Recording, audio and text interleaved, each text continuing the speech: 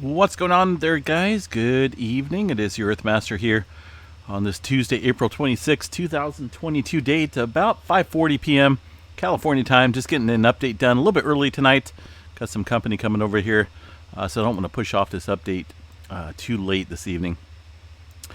Looking at the latest earthquake on the map, shows a 4.5 earthquake here in a cluster of earthquakes here along the Philippine plate, just south of the Philippines into the Indonesia area. Seeing quite a bit of movement there in the 2 to 4 range in the magnitude department. Quite a bit of uptick in activity kicking off there in that region. Also around Puerto Rico, we're getting a little swarm of activity up here around the Puerto Rico Trench. This has always been an area I've been watching pretty closely as well in terms of possibly producing a megaquake and ultimate subsequent tsunami throughout the region, which could hit the eastern part of the states up there.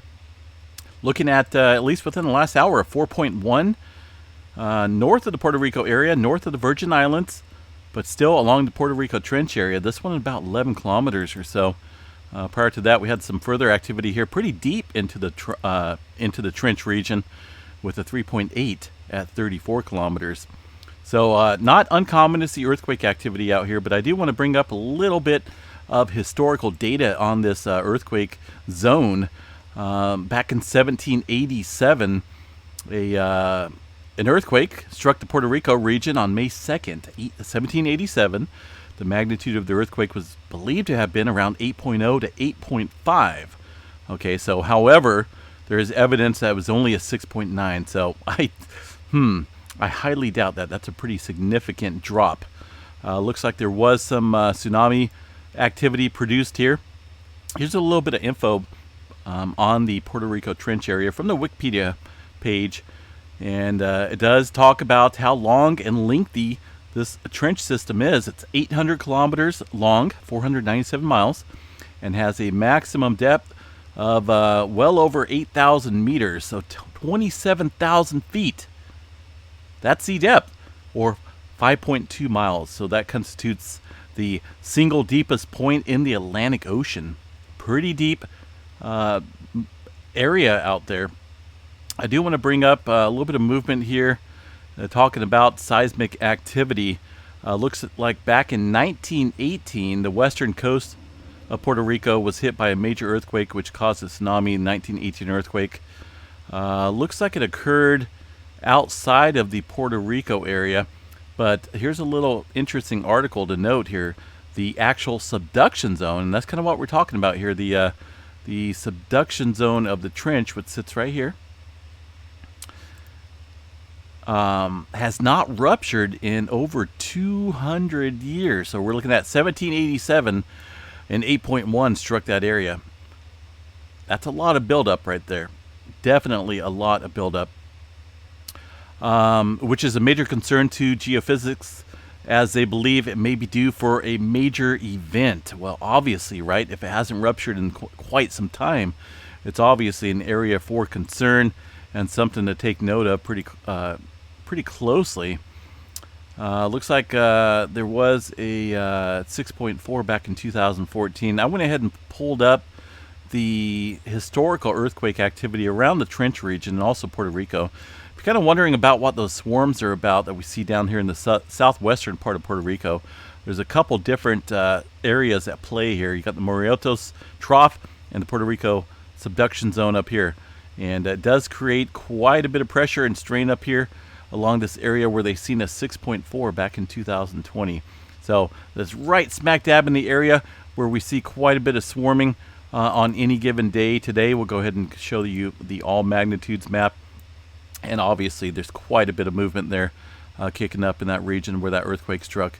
There's been some other earthquakes here, including some upper 6s and some upper 7s in there. I don't believe this one's going to show the 8.1 that struck well over 200 years ago. Definitely not showing that earthquake up here, but it's possible. You know, the strain and the buildup here in this area is definitely high, and as mentioned in the Wikipedia article, has not been there has not been a major earthquake on the subduction zone itself in over 200 years. So that's a pretty big deal. Has not ruptured in over 200 years.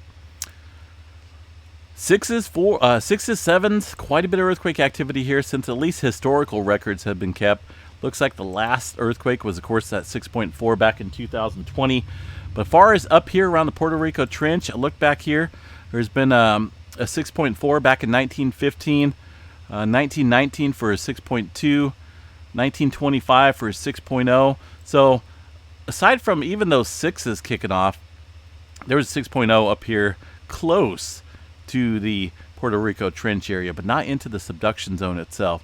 So far as these little earthquakes go, even though they're right smack dab on the trench region, a couple sixes, it's been quite a while, well over 100 years, at least for those earthquakes, and well over 200 years since the 1787 earthquake happened there along the Puerto Rico Trench. So it's an area to watch pretty closely. Been watching that.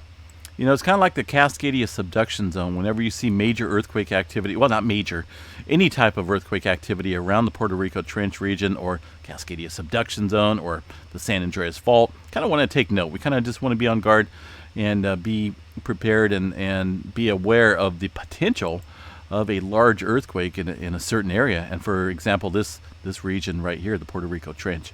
Got to watch that pretty closely, folks. For now, just for now, 4.1.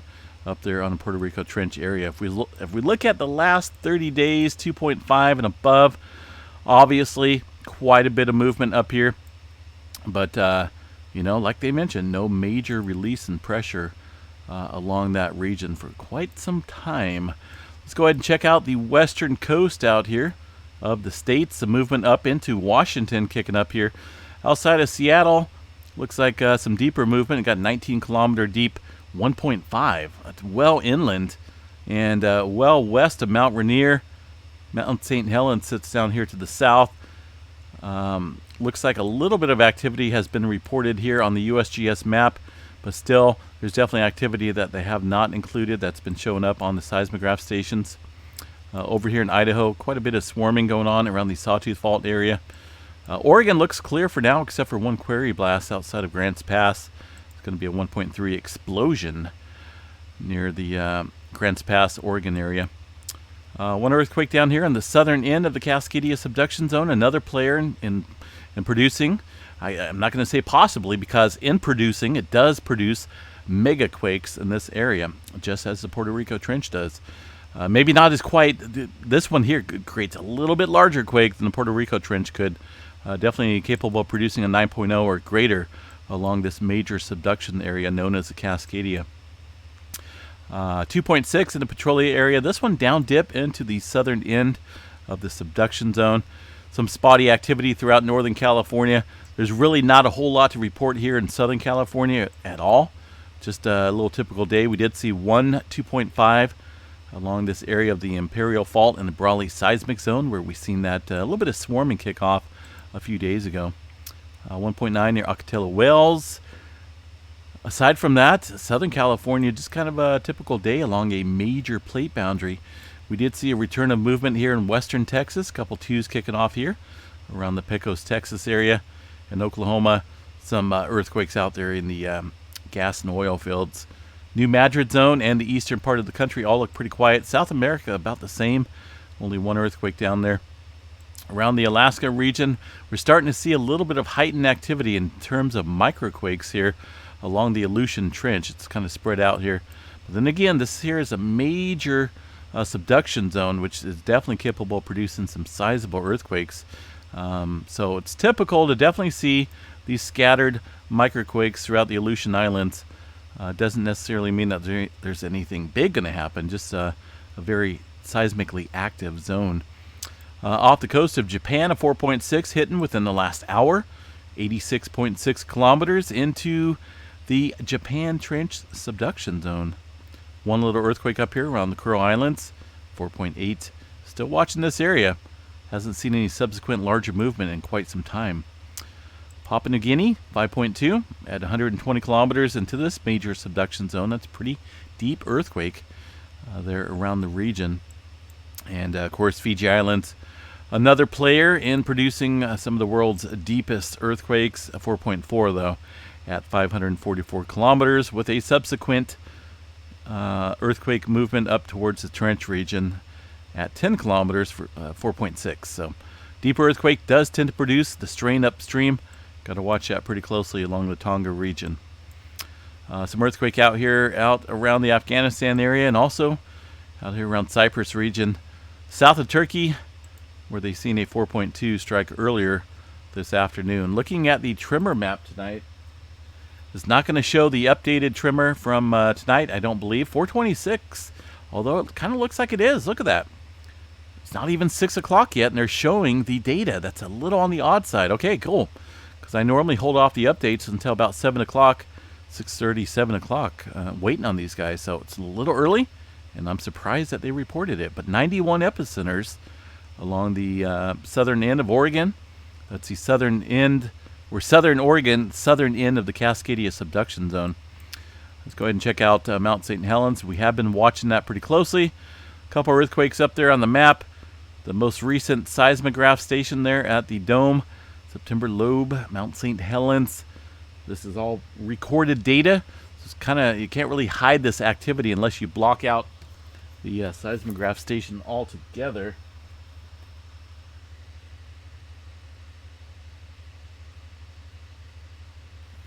Let's see here. Previous a little bit of earthquake activity here. It looks like over the last couple hours. Let's check out this afternoon and earlier this morning. See what we got cooking here.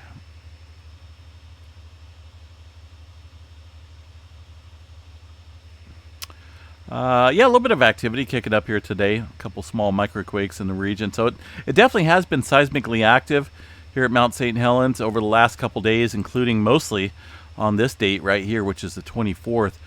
Seen a pretty wide swath of microquakes throughout that day. A good, who knows what, 30, 40, maybe more. And then again, of course, this was not added onto the data stations here, or at least on the map. Nothing showing up. These couple little earthquakes here were from today, but as far as the 24th goes, they skipped it, you know. They skipped that date, and that's when the most active activity was kicking up here. So I don't know what's going on there, but they're not reporting it. Yellowstone National Park there, the beautiful super volcano, which is sleeping peacefully. Does not wake her up. Everything looks calm and clear. Some wind environment conditions up here right now at the park. Aside from that, we're not seeing any type of magma intrusion. No doom and gloom. No see ya later alligator type of event. Looking all calm and clear at the super volcano. Earthquakes Canada has been somewhat active today. Seen this kick up today. We're a little bit earlier today up here around the Yukon. Way up here. Looks like it might be on the... looks like this is on the Alaska side. But just outside of Yukon territory, 3.6. Very shallow earthquake there at 1.0 kilometers. Of course, we had that movement last week here along the northern end of the Cascadia.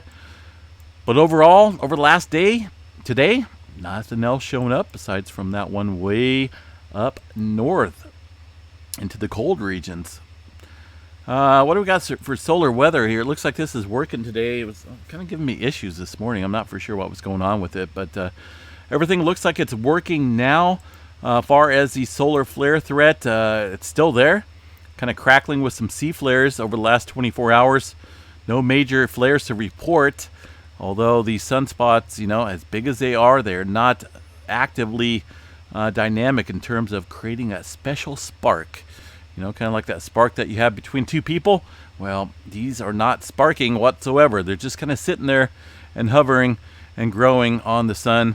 And actually, they're kind of fading a little bit. But we do have some other sunspots to watch around the bend that could provide us with some solar flaring in the coming days. So, and also a little coronal hole. That is the Earth side facing here. Will produce a little bit of solar wind stream and possibly enhance the geomagnetic forecast here in the coming days. Right now, still very low, 20% chance across the board for higher latitudes. KP indexes, wow, super duper low. I haven't seen that in quite some time, but could be the calm before the storm. We'll have to see how it plays out. So, all right, guys, I'm going to jump off here. I got some company coming in here in about 2 minutes, so I hope everyone has a good night. There's some activity right there on that seismograph that you guys are looking at. That is the Northern California station there around Eureka. And definitely some earthquake activity spiking on the seismograph, so to speak. But And then again, these microquakes, it only seems like they want to report maybe 1 out of 30 quakes that strike in the area of Northern California when it comes to the microquakes. So that's why we run live data here 24/7.